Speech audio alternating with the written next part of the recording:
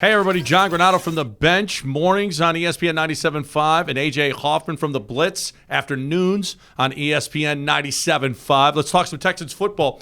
Bleacher Report published a ranking of every NFL quarterback's targets and casts for 2020. And they had the Texans receivers ranked 23rd, 15th last year with D-Hop. Some better ones, A.J., they say, are the Bears, the Lions, the Eagles, the Raiders. Now Kyler Murray has the 7th best because he's got D-Hop. Does this make any sense to you? Are the Texans being judged too harshly because of the D-Hop trade? No. They got rid of one of the 2 or 3 best wide receivers in the NFL. Yeah, your weapons take a hit. Are there teams that you mentioned there that could end up being worse than them? The Bears, I don't quite understand the Bears being ahead of them. The Raiders, I think, have better weapons than them. The Cardinals have better weapons. The Eagles, if healthy, maybe better weapons. Probably not if they're not healthy. Certainly last year they didn't. Yeah. But yeah, the Texans, they don't have a legit number 1 wide receiver. They've got several number 2 and 3 wide receivers. They've got a really unspectacular group of tight ends. They've got a running back who hasn't been effective since 2016. So yeah, I would say that the Texans are being treated kind of fairly. Well, I don't know about that. I think that there's a chance that they're going to be a better offense than they were last year. They got a lot of fast guys now. I think, obviously it's all about whether or not they can stay healthy.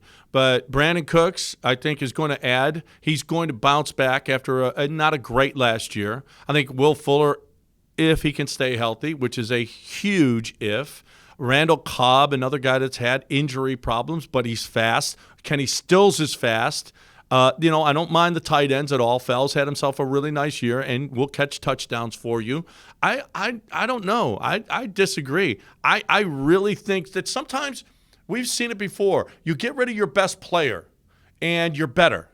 And you know what? D-Hop was their best player offensively. And there's a chance that Deshaun is not going to just depend on him.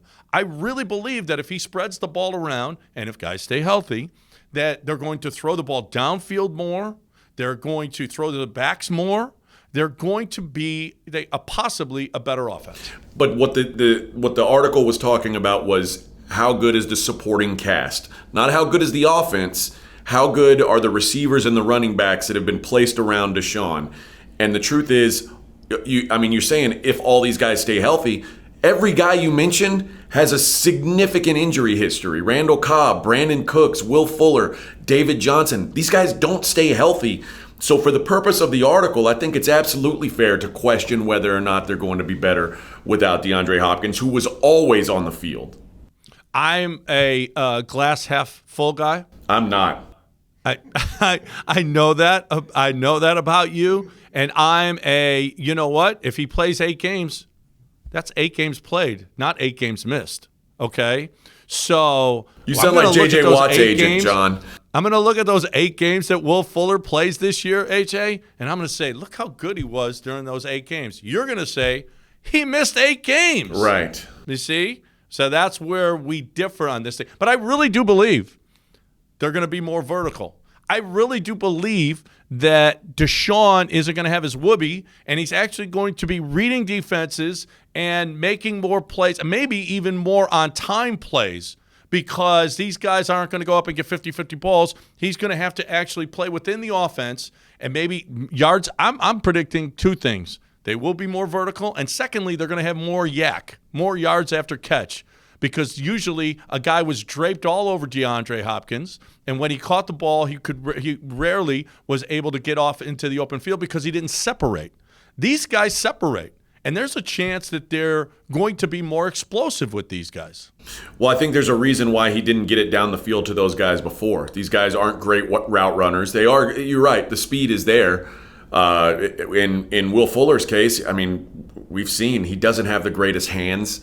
So a lot of these balls that are automatic first downs now become more of maybe he'll catch it, maybe he'll get some separation, maybe he'll run the right route. And a lot of what you're saying also is dependent on Deshaun Watson taking another step in his development. And I know everyone is quick to label him like the next great thing. He's right behind Patrick Mahomes. I've yet to see that.